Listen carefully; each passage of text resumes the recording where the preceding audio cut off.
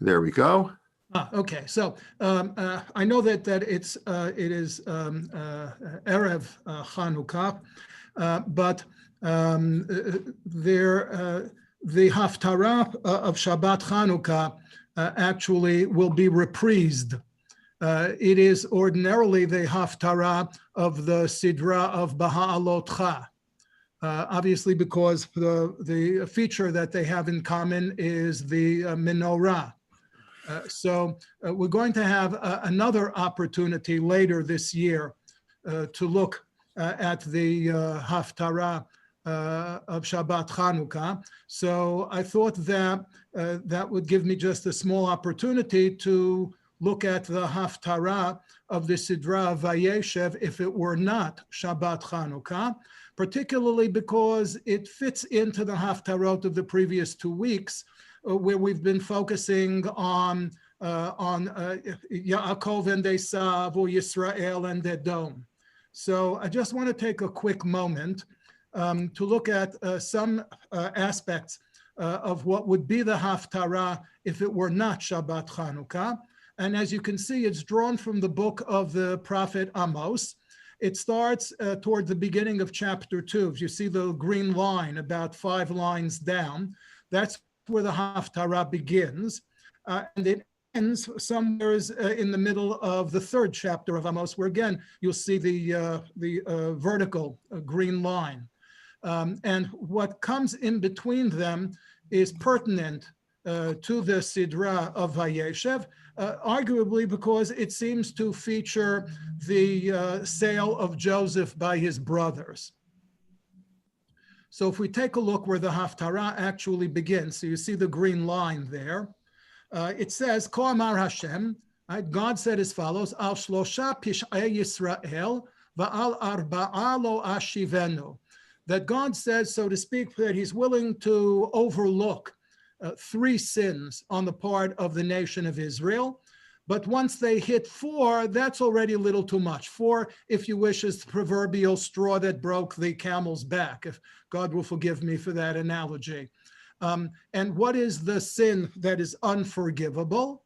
Al michram ba'kesef tzadik ve'evyon ba'avur na'alayim.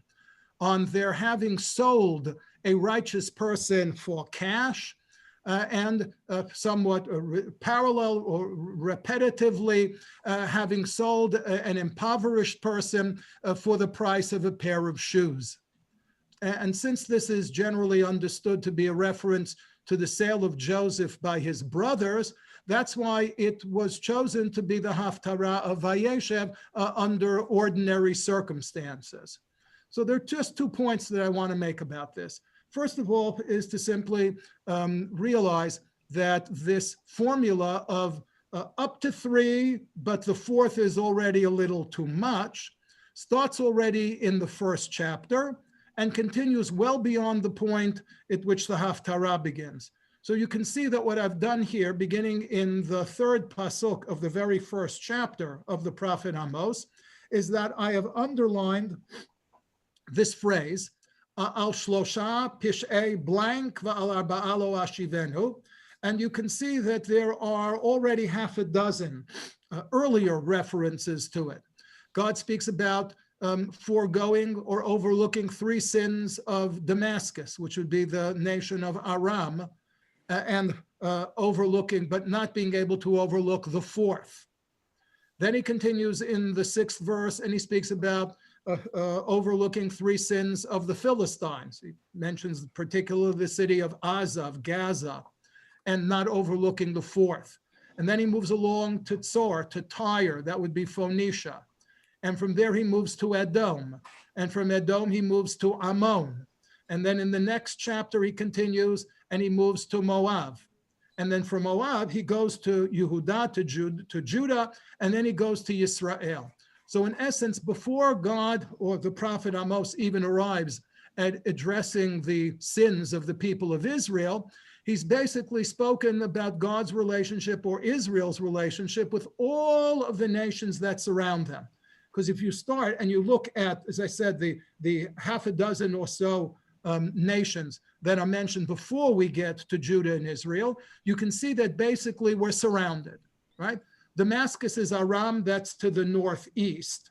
Aza, that's the Philistines, that's to the southwest. Tsor, the Phoenicians, that's to the northwest. Edomites are to the east, right? And then south of the Edomites are the Ammonites, and north of the Edomites are the Moabites. So it's got everybody on the eastern border, Ammon, Moab, and Edom. It's got everybody on the northern border, Aram and Tsor, Phoenicia. It's got the Philistines on the southwest. Now, of course, it doesn't go any further than that because there really is nothing further than that. Further south than that is just the Negev desert, which in those days was essentially unsettled. And further to the southwest, you eventually get to Egypt, but that doesn't really border on the land of Israel. So that's the first point that I wanted to make. The second is that I'm really skeptical whether the reference here to Al Michram Bakesef Tzadik, to having sold a righteous person for money or for the price of a pair of shoes, I'm really skeptical whether that is really an allusion to the sale of Joseph by his brothers. First of all, logic. The prophet Amos, as he says of himself, or as we are told of him in the very first verse of the book that bears his name, lived during the 8th century BCE. That puts him roughly 1,000 years later than Joseph. You know, maybe not, 13, not much less than 1,000 years. And everything else that he seems to be talking about here is contemporary. So why would God pick this moment in time to address an old score? Second argument against it. Take a look, 2 lines before he talks about the sins of Yisrael, he talks about the sins of Yahudah. Now, Yahudah is one of the brothers of Joseph. And not only that, he's one of the big instigators of the plot to do in Joseph. So for goodness sakes, why is he left out? I mean, if in fact this is a reference to the sale of Joseph, Joseph wasn't just sold by those of his brothers who were the ancestors of the 10 northern tribes of Israel. Joseph was sold by all of his brothers, including his brother Judah, who was the ancestor of the southern tribe of Israel, the southern kingdom. So the fact that Judah seems to be excluded from this would also seem to argue against it being a reference to the sale of Joseph. In any event, as I said, if for no better reason than the literary similarities, right? This Haftarah was indeed chosen to be the Haftarah of the Sidra Vayeshev, and this is the Haftarah, if you wish, the Haftarah not taken. Okay, now we can move to the Haftarah that is, in fact, the actual Haftarah. So give me a moment, and I will get us back to it.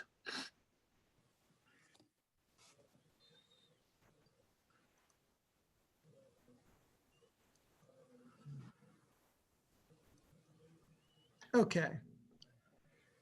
So I hope you can see at the top of the page the words "My Chanukah," which literally means "What in the world is Chanukah?"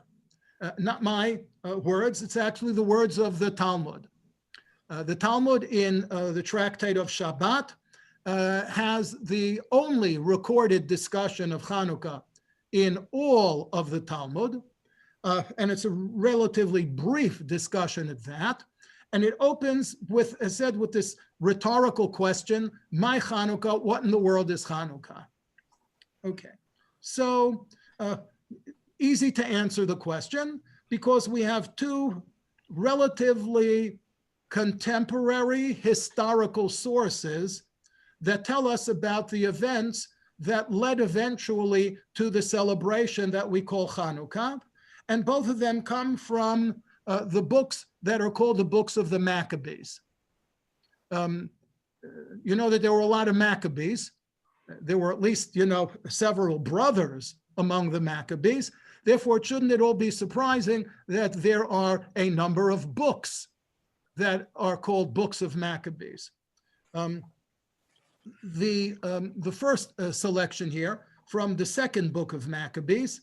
The second book of Maccabees is considered by scholars to have come out of, or been written by the circles of the Pharisees, which is to say more or less what we would call the Orthodox Jews of that time. The second selection from the first book of Maccabees is considered by scholars to have come from the circles of people who were more, leaned more towards the Hellenistic oriented Jews than towards the rabbinically oriented Jews. That may or may not account for the difference between these two sources, but in any event. So what does the first source tell us? It tells us in the 10th chapter of the second book of Maccabees, and I'm simply using the King James Version because the books of Maccabees are part of the Christian Bible. They're part of that segment of the Christian Bible that's called the pseudepigrapha. Pseudo, as you know, means possibly an alternate name for somebody, a pseudonym-like, right? Pigrapha means something written. Pseudepigrapha are books that are either of dubious authorship or that purport to have been written by people who couldn't really have written them. And while they're not considered part of the Jewish Bible, as a matter of fact, the Jewish Bible refers to Maccabees and books like Maccabees as Sfarim Chitzonim.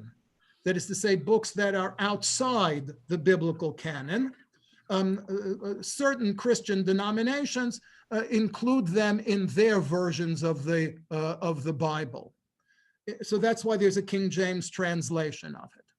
So it says as follows: upon the same day that the strangers profaned the temple, that strangers here being the Greeks, on the very same day it was cleansed again. What day was this? It was the 25th day of the month of Kislev. Forget about that it's spelled Casleu. That's just the way in which somehow Kislev came out of the Latin translation of the book of Maccabees into the English. So what the book of Maccabees tells us is something that we're acquainted with from Jewish tradition, because in Jewish tradition as well, we know that there are certain crucial events which both start and end on the same date. For example, Tisha B'Av, right? Tisha B'Av we recognize as the day of the destruction of the first temple, day of destruction of the second temple. But according to rabbinic literature, Tisha B'Av also will eventually, in the future, will inaugurate the Messianic era. Rabbis even say in one place that whoever is going to be the Mashiach will be born on Tisha B'Av. I don't think that necessarily means that he has to produce a birth certificate saying that he was born on Tisha B'Av, because I don't know whether even in Israel birth certificates are issued according to the Jewish calendar. In greater likelihood, they're probably issued according to the secular calendar. But I think what they mean to suggest is that the era of redemption, the era of deliverance, will begin on Tisha B'Av. So here we're told that on the very same day of the calendar, the 25th day of the month of Kislev, the very same day on which the Greeks profaned the temple, that is the very day on which the Maccabees cleansed the temple. And in honor of their cleansing the temple, they kept 8 days with gladness. Now, why 8 days? Because if you stop to think about it, how many days do biblical festivals usually last? Now, okay, you ask me, which biblical festival are you talking about? The biblical festival of Shavuot is a single day, right? The biblical festival of Rosh Hashanah, although it's not called Rosh Hashanah, it's called Yom HaZikaron, right, is 1 day, okay? The biblical festival of Pesach, however, is 7 days, and the biblical festival of Sukkot is similarly 7 days. So why did the Maccabees celebrate for 8 days? Especially since you probably already looked at the end of the verse. The end of the verse says, as in the Feast of Tabernacles, which means that they celebrated 8 days just like Sukkot. Now, why they chose Sukkot, we're told, is because not long before, that is to say, not long before they had successfully cleansed the temple and chased the Greeks out of it, they had held the festival of Sukkot, right? Because if this is the month of Kislev, Sukkot was the nearest festival in time to have been celebrated, right? Sukkot is in the middle of Tishrei. From the middle of Tishrei until the end of Kislev is approximately 10 weeks. So Sukkot was the last festival to have been celebrated before the cleansing of the temple. And on that Sukkot, the last one to be celebrated before the cleansing of the temple, they were still wandering about in the mountains and hiding like beasts in caves. Right? Therefore, I assume they really weren't able to celebrate Sukkot properly.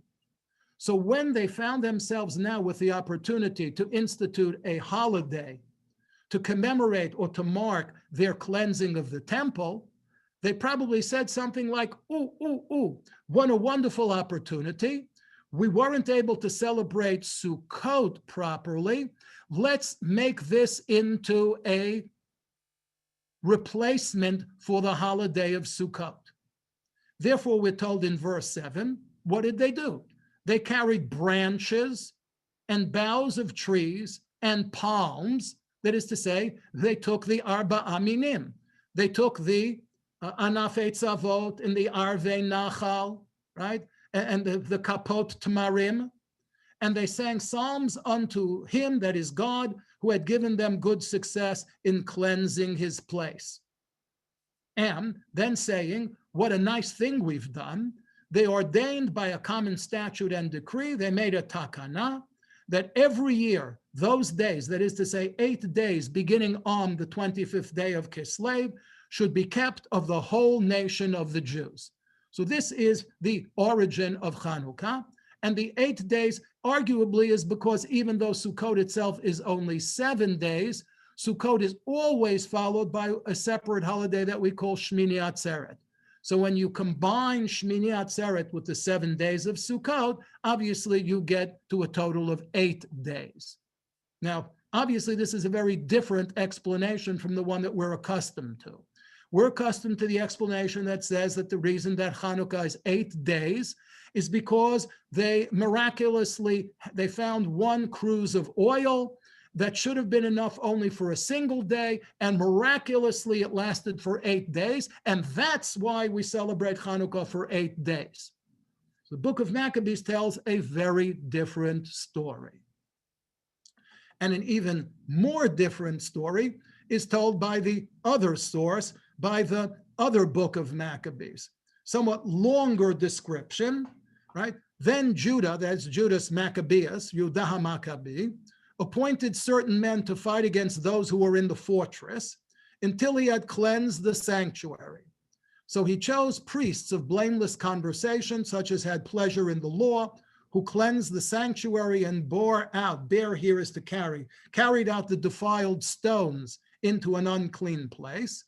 And when, as they had consulted what to do with the altar of burnt offerings, which was profaned, they thought it best to pull it down, lest it should be a reproach to them because it had been defiled. So they pulled it down, and they then took up stones in the mountain of the temple to a convenient place, and they put them there until a prophet should come and show them what should be done with these stones. That is to say, the stones of the Mizbeach, of the altar that had been defiled by the Greeks.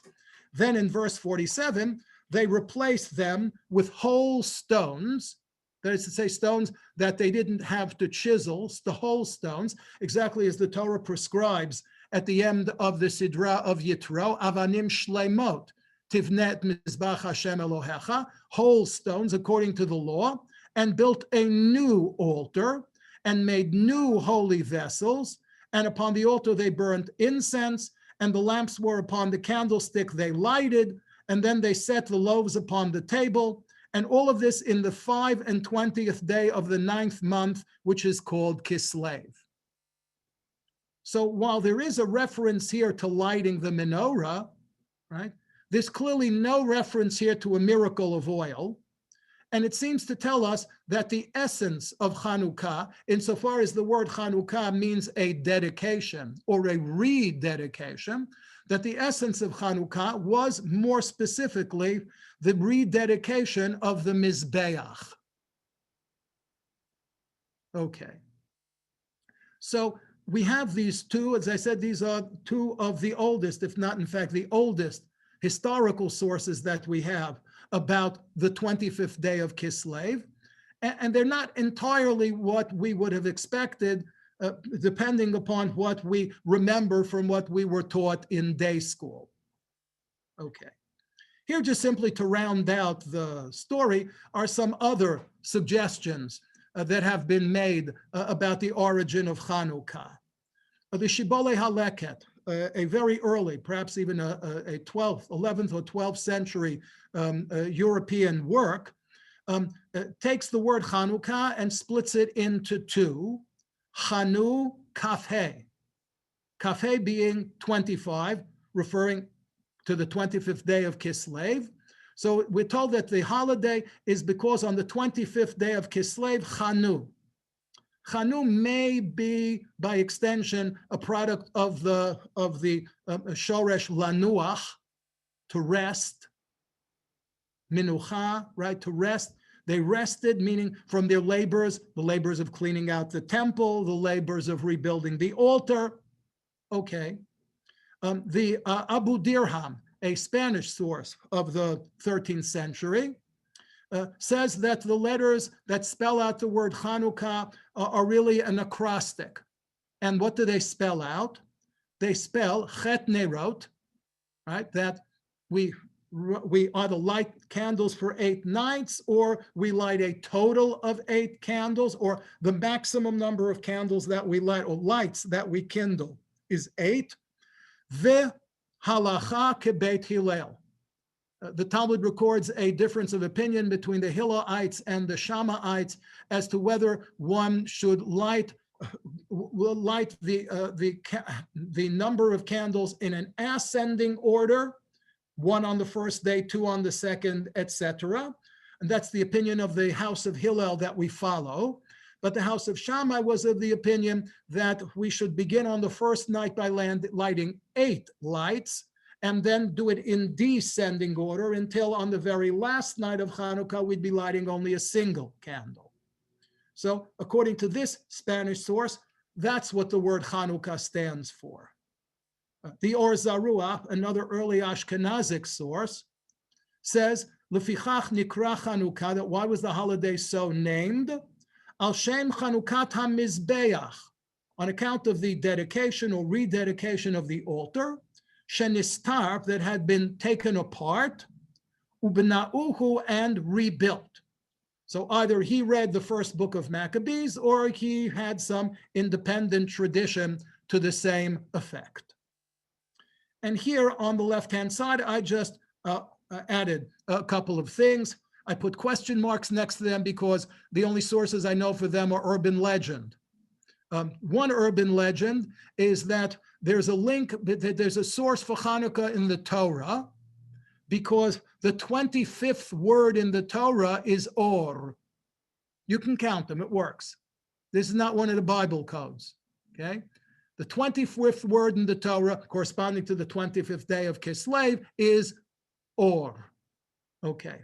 You ask me parenthetically, if they wanted to be a little more accurate, they should have gone to the 9th chapter of the Torah, since this is the 9th month of the year, and see whether the 25th word in the 9th chapter is Or, but then it wouldn't have worked. Okay. The other thing that's part of an urban legend is maybe I think maybe it's giving the Shibbolei HaLeket a little too much credit. The word Chanu, in addition to signifying menucha or rest, literally means to make camp. Now, there happens to be a whole chapter of the Torah, the 33rd chapter of the book of Numbers, that simply lists all of the places in which the Israelites camped from the time that they left Egypt until the time that they reached the east bank of the Jordan River. And once again, if you count, and I did it and it works, the 25th place in which the Israelites camped after they left Egypt is called Hashmona, which sounds awfully like the word Hashmonaim, Hasmonean. So there you have it. That's at least the urban legend. Okay. Now, the real, actual Haftarah for Shabbat Chanukah comes from the 2nd, 3rd, and 4th chapters of the book of Zachariah. And here you see the beginning, the final verses of chapter 2, which are not yet that section of the Haftarah that relates to Chanukah, but it's important at least to establish the context in which that will be seen.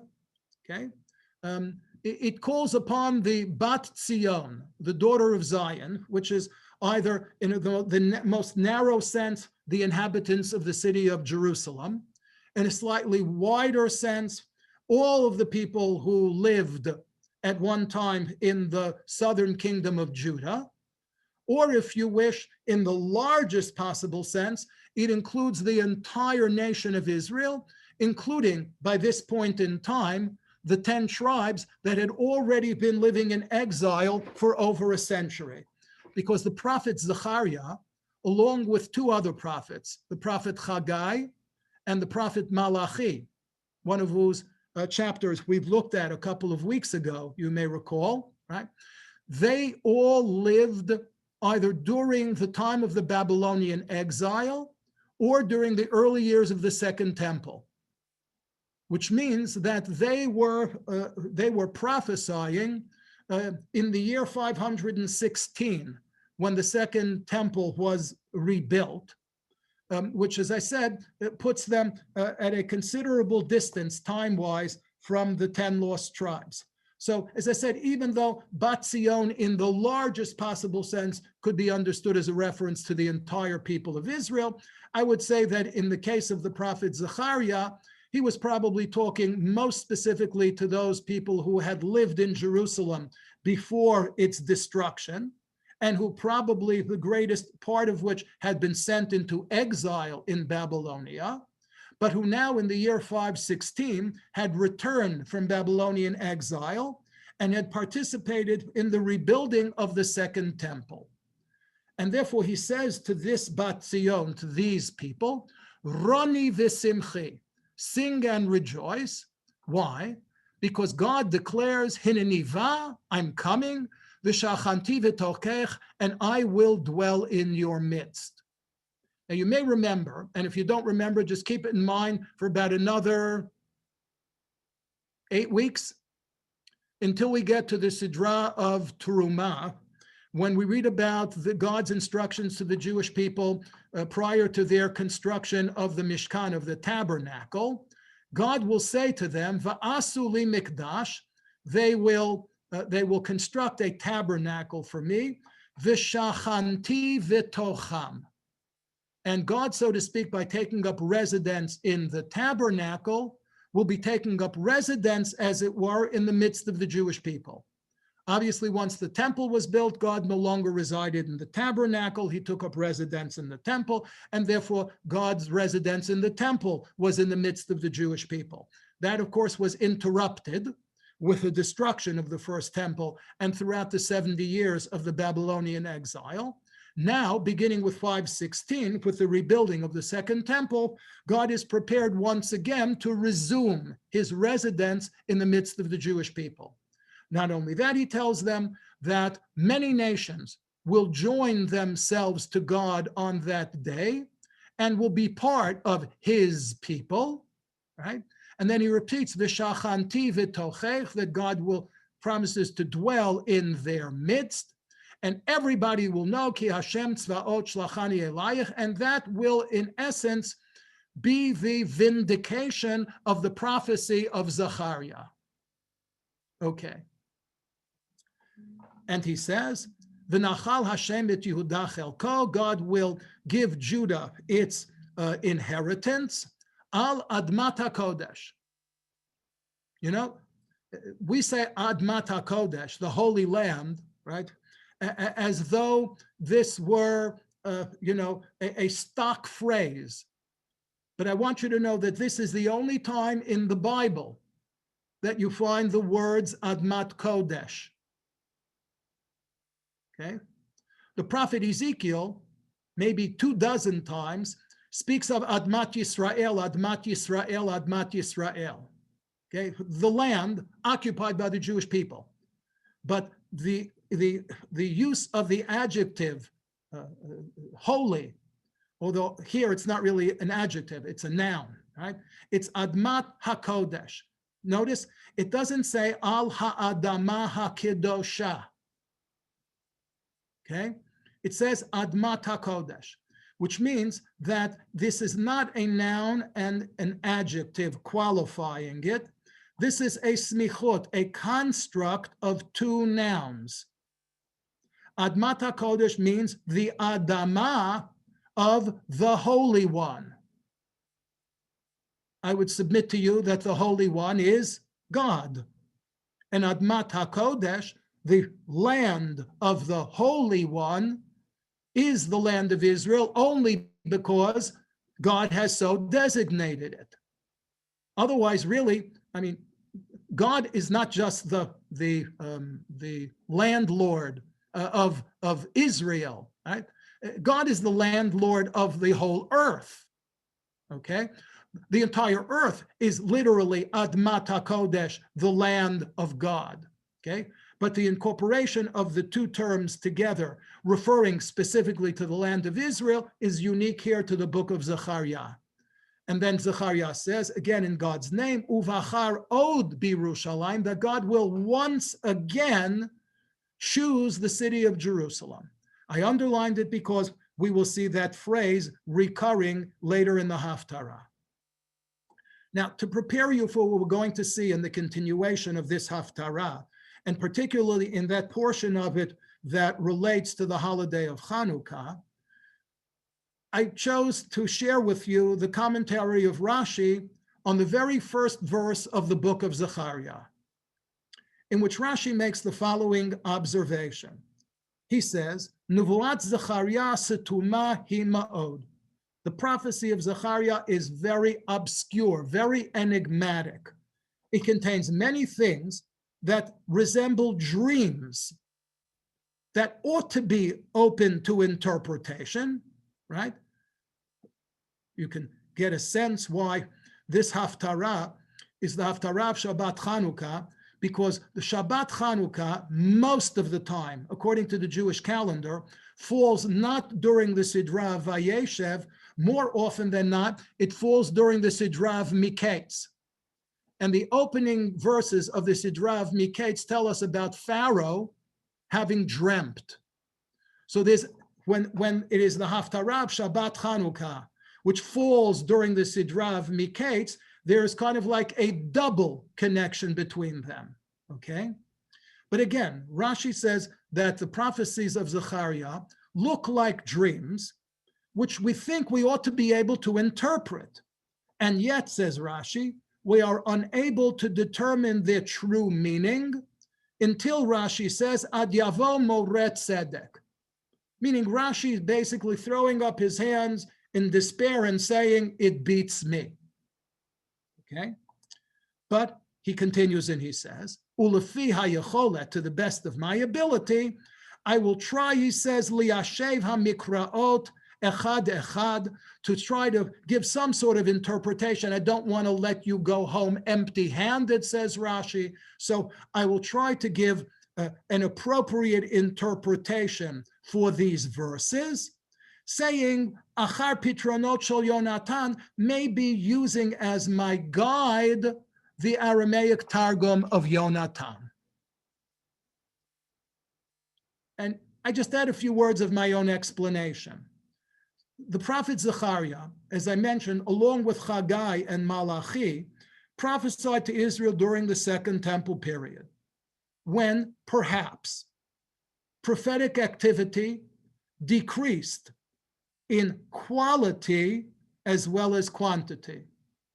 You may remember that we pointed out at the time that Malachi was the last prophet. So if Haggai and Zachariah were contemporaries of Malachi, then they were arguably the last three prophets. So during the Second Temple period, there is no prophecy. So clearly, prophecy has decreased in quantity. It's gone from as many prophets as there were during the First Temple to only 3 prophets during the Second Temple, down to 0 prophets. But I'm suggesting that maybe prophecy decreased not only in number, in quantity, but perhaps it also decreased in quality. Therefore, many of the prophecies of Zechariah in particular are singularly obscure. This may also explain why Zechariah, as we will see in just a moment, reports his visions as conversations with angels. Okay, with that in mind, we're ready now to meet, right, Yehoshua HaKohen HaGadol, right? Here is the continuation of the Haftarah, okay? And you can see that it continues with the prophet Zechariah saying that God showed me Yehoshua the high priest standing in front of the angel of the Lord, Malach Hashem, okay? So let's take a moment and just reacquaint ourselves with Yehoshua HaKohen HaGadol. So we first made his acquaintance in the prophecy of Zechariah's contemporary Haggai, who in the very first verse of the very first chapter of the book that bears his name tells us at the end of the first line, Hayad Devar Hashem, right? There was a prophecy, Biad, who was the prophet, Haggai Hanavi, and to whom did he prophesy? El Zerubbabel ben Sha'altiel, one of the 2 leaders of the Jewish people on their return from the Babylonian exile, was Zerubbabel. Cute that his name incorporates the name Bavel, right? And his position was Parshat Yehudah. Here it's translated as governor of Judah, but I submit to you that you recognize the word pecha from English. All right. You'll tell me when I tell you the answer, you'll say, oh no, but that's not English. Pasha. But you'll find it in English dictionaries. It's a pasha, okay? The word is probably Persian in origin, and from Persian it went into the Ottoman Empire, and therefore this is a pecha. A pecha is a pasha, okay?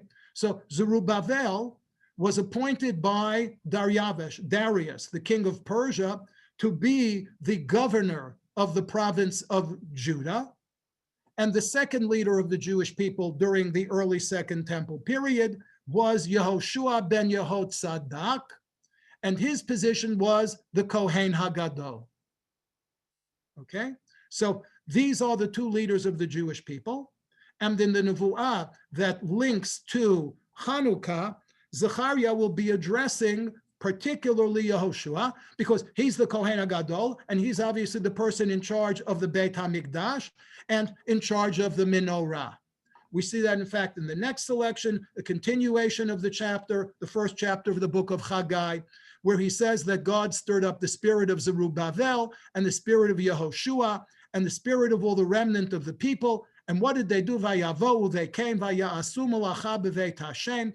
They did work in the temple, right? That is to say that under the leadership of Zerubbabel and Yehoshua, the people who returned from the Babylonian captivity took an active part in rebuilding the Second Temple. Okay, so here, as I said, is where we get to the Haftarah, and God enables the prophet Zechariah to see a vision of Yehoshua the Kohen HaGadol, who's standing in front of an angel. And then it says, V'hasatan omed al yemino lesitno. that the Satan was standing at his right hand in order to accuse him. And God gets angry. He rebukes the Satan. God, who is called the Bocher B'Yerushalayim, you remember that phrase from the previous slide, which is why I underlined it. God, the Bocher B'Yerushalayim, who was once again chosen to reside in Jerusalem, rebukes the Satan because he says of Yehoshua and the people he represents, Halozeh ud mutzal me'esh. Is this not a burning twig that has been rescued from the fire? Okay? So, Yehoshua at this moment in time is dressed, the prophet says in verse 3, is dressed in begadim tsoim, filthy garments. Okay? And therefore, what does the prophet say to him? Hasiru ha-begadim hatsoim me'alav. He shouldn't be standing there wearing filthy clothes. Remove the filthy clothing from him. And then to imbue the clothing with symbolism, he says, Re'eh, he'avarti me'alecha avonecha. By removing your filthy garments, it is as though I am removing your sins from upon you. And therefore you are now entitled, now that you've been cleansed of your sins, you can put on pure white garments. Okay? And then the angel addresses Yehoshua and says to him in verse 7, in God's name, if you will walk in my ways and keep my charge and will judge my house and will keep my courts, then, right, I will give you access among these that stand by. That is to say, both the people who are probably there in attendance, as well as the angels who are there. I underlined, of course, the passage that introduces the Satan, simply to make at this moment in time a very brief comment about him. And that is, more than half of the appearances of Satan in Tanakh are in the book of Eov, the book of Job. And in his very first appearance in the book of Job, God asks the Satan, Me'ayin tavo, where are you coming from? And he answers, Mishut ba'aretz umehit halech ba, from going to and fro in the earth and walking about it. There are those who maintain that the noun Satan derives from the verb lashut, right? Satan, shatan, and it means one who goes about, maybe furtively, looking to catch people in their faults so that he can accuse them of it, so that he can prosecute them for it, okay? And the idea that there is always somebody watching, right, is, morally speaking, a significant one, right? Now, the interesting thing is that the prophet Zachariah said of the Satan that he was standing at the right hand of Yehoshua. Now, you might think, well, wait a second, there was also a malach present, so there were two figures other than Yehoshua present. One was a malach, let's say arguably a good angel, right? And the other was the Satan, who's a bad angel, right? So obviously one of them had to be on one side of him and the other had to be on the other side of him. Does it really make a difference which one of them stood on which side? The answer, according to Jewish custom and tradition, is yes, it makes a big difference. Because you see here, right, there is a custom that says, Tzarich lahafoch pi hashofar litzad yamin, that when on Rosh Hashanah the Baal Tokeah blows the shofar should be, the mouth of the shofar, the wide part of the shofar, should be pointing to his right. Why? Shasham ha-Satan, because the Satan is stationed on your right side. Dichtiv, citing the pasuk from our Haftarah, V'asatan omed al yemino l'sitno. Okay. In continuing, the Navi again, speaking to Yehoshua the Kohen HaGadol, says, and you see it underlined here in green. I thought it was appropriate to underline in green because it says, Hineni meviat avdi tzemach. Now, if you just take these words out of context, right, it kind of looks like an advertisement for, a florist. Okay. You may know that there's a Hebrew song, a modern Hebrew song called Daber Elai Bifrachim. Right? Speak to me with flowers. So, as I said, if you take these words out of context, it kind of looks like God is saying, I'm going to visit my servant and I'm going to bring him a flower. I'm going to bring a flower. But if you take a look at the English translation says, I will bring forth my servant the shoot, meaning tzemach is not a flower. Tzemach is something that flowers, and it's the name of God's servant. It's Hineni Mevi. What is God going to bring? God is going to bring his servant whose name is Tzemach. Do you know anybody named Tzemach? I'm sure you know people named Lily and Rose, right? But do you know anybody named Tzemach? First of all, in the Middle Ages, it was not an uncommon Jewish name. In fact, one of the Gaonim, one of the heads of the Jewish yeshiva, of the major yeshiva in Babylonia during the High Middle Ages, was Rav Tzemach Gaon. But I bet you that you really all know somebody whose nickname is Tzemach, and we actually mentioned him not long ago. We mention him every day, 3 times a day, not on Shabbatot and on Yamim Tovim, but on weekdays, 3 times a day, obviously in Shmoneh Esrei, when we recite the bracha of Et Tzemach David Avdacha Mehera Tatzmiach, right? May you cause the shoot of David to blossom quickly. That's the Avdi Tzemach. The Avdi Tzemach, the servant of the Lord, whose name is Tzemach, is whoever is the shoot of the house of David, whoever is the branch of the tree of Jesse. As the prophet Isaiah said, V'yatza choter migeza yishai, v'netzer misharoshav yifreh. Right, that the Messiah is going to be a shoot, as it were, from the stem or the trunk of the house of David or the house of his father Jesse. Okay. Now, finally, we get to the menorah. And the reason that I left the menorah for the end, when we really don't have a lot of time to talk about it, is because, as Rashi told us, we should not have any realistic expectation of understanding it. So here we go, okay? The angel that spoke to me returned and awakened me, as a man is awakened from his sleep, and he said to me, right? Ma ata ro'eh. What do you see? What do you, Zachariah, see in your dream? Okay. Va'omar. And I said, what do I see?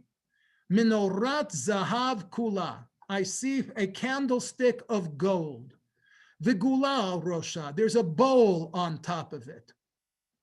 If you have a bowl on top of a lampstand, what do you think is in the bowl? Most likely thing to be in the bowl is the oil, right? A reservoir of oil, okay? But how's the oil going to get from the bowl on the top into the branches of the candlestick? So it says, V'shiva neiroteha aleha. There are 7 branches, if you wish, to the candlestick. Shiv'a v'shiv'a mutzakot laneirot asher al rosha. And there are 7 tubes or 7 pipes leading from the bowl, from the reservoir on top, to each of the 7 branches of the candlestick. Ushnayim zeitim aleha. And there are 2 olives on it. Now, no problem in understanding the association between a lampstand and olives, because the oil that's usually used for illumination, and as we know from the Torah, the only oil that could be used for the illumination of the menorah in the temple was pure olive oil.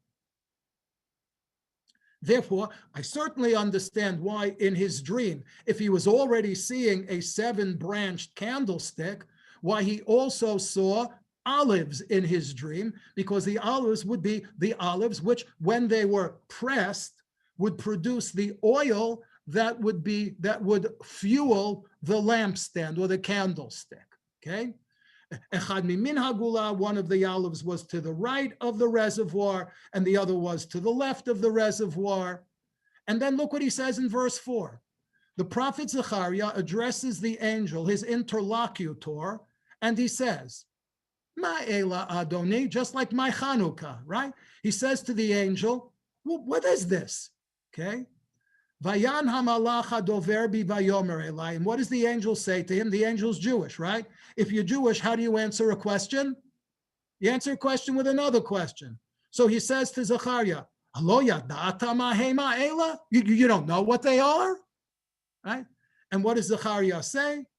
Va'omar, lo Adoni. I'm sorry, I don't know what it is. Okay? And here's the key, right? Va'ya'an vayomer elai. So the angel, in response to Zachariah's question of what does this candlestick, this lampstand symbolize, says, Zed dvar Hashem el Zerubbabel lemor. This is a message that you, the prophet Zachariah, should deliver to Zerubbabel. Remember, Zerubbabel is not the Kohen Gadol. Zerubbabel is the governor. He's the political head of the Jews in the province of Judah. Okay, and what is the message to deliver to him? The message is Lo v'chayel v'lo v'choach ki im beruchi amar Hashem tzvaot. The message to Zerubbabel is, you will succeed, not by might nor by power, but by the Spirit of God. Here, I think we can make some sense out of what's been going on, okay? We can make some sense of it. You see, by the way, the black line there, that's where the Haftarah, basically, that's where the Haftarah ends, okay? The balance of it will leave for the Sidra of Baha'alotcha, okay? So what's the message to Zerubbabel? What does it have to do with the lampstand? It's clear that the lampstand symbolizes something spiritual, right? Yes, of course, a golden lampstand is not a spiritual thing. It's material.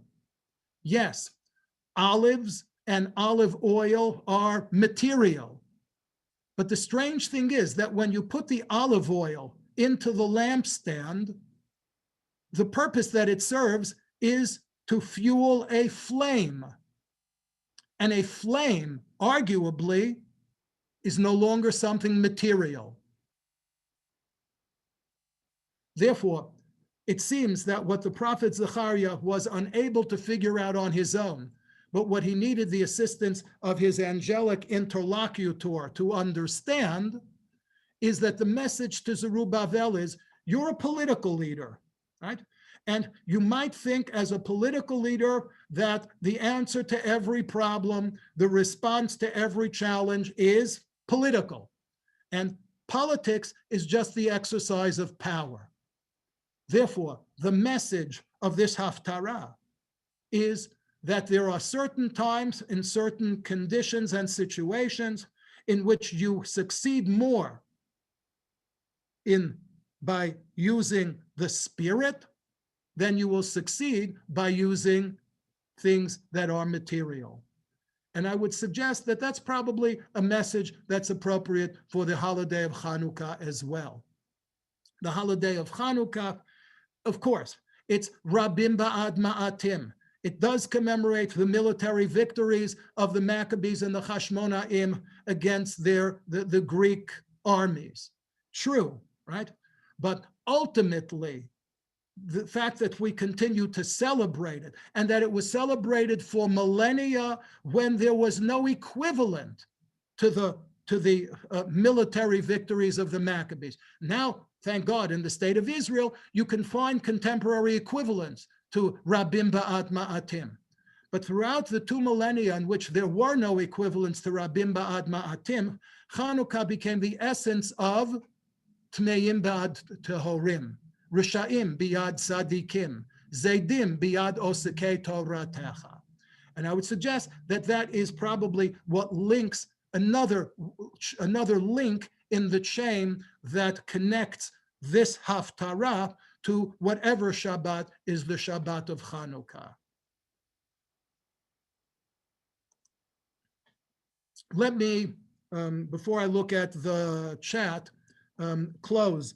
I rather spontaneously, a couple of days ago in speaking to a different class, thought of a closing remark. I said at the time it came to me spontaneously. It's obviously no longer spontaneous, but I think it's particularly appropriate for the circumstances in which we all find ourselves today.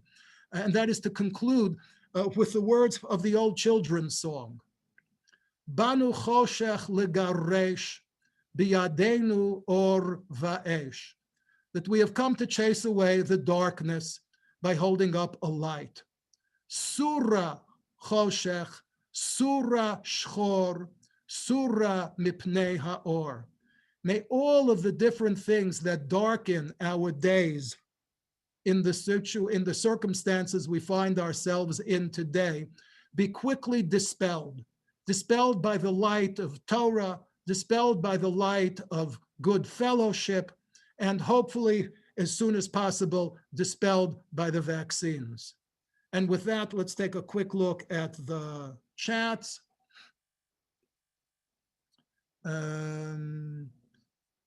Okay. Yes, Sukkot and Shmini, right, that we already covered. Yes, Hakriveu na lepechatecha, thank you, indeed, yes, Pasha, thank you, yes. Okay, how does bowing after the Amidah fit into the left and right? I don't think that has anything to do with the positions taken up by the Malach and the Satan. That, according to Jewish sources, is simply, it is a derivative of the way in which people would exit the presence of royalty. When people would leave the presence of royalty, and I think it's pretty much the same today too. You know, if you see with this real royal pageantry, like in England, right? You'll see that when people leave the presence of a monarch, they bow, right? So I guess that whenever this custom was adopted, the tradition was that when you bowed leaving a monarch, you didn't just bow once, but you bowed, as it were, you know, once in front of you and once to your left and once to your right. And that's, as far as I know, is the origin of that practice. Lots of boys named Tzemach David. I don't know, maybe in certain communities. As far as I know, the only Tzemach I've ever met were Yemenites. Maybe that's what you have in mind. Okay. Yeah, Admat Kodesh appears at the Sneh. Yes. Yes, it does appear at the Sneh. Yes, I was wrong if I said it's the only place in Tanakh, but it's the only place where it's referring to what we call the Holy Land. Obviously, the Sneh was not in the Holy Land. That raises a very different question. If I will just end with that, just leave you something to think about, right? The Sneh was on Har HaMoriah. Okay, Har Chorev, Har HaMoriah, no, not Har HaMoriah, I'm sorry. It was on Har Chorev, okay, which is another name for Mount Sinai. Okay, so here we have the mountain on which the Torah was given, and we don't even know which one it was. Is that not a paradox? Right? We invest an awful lot in Mount Moriah, right? The place where the temple stood, rightly so, okay? And here we have the mountain on which God revealed himself, the only time that God revealed himself to people, to a nation, Torah tells us that, right?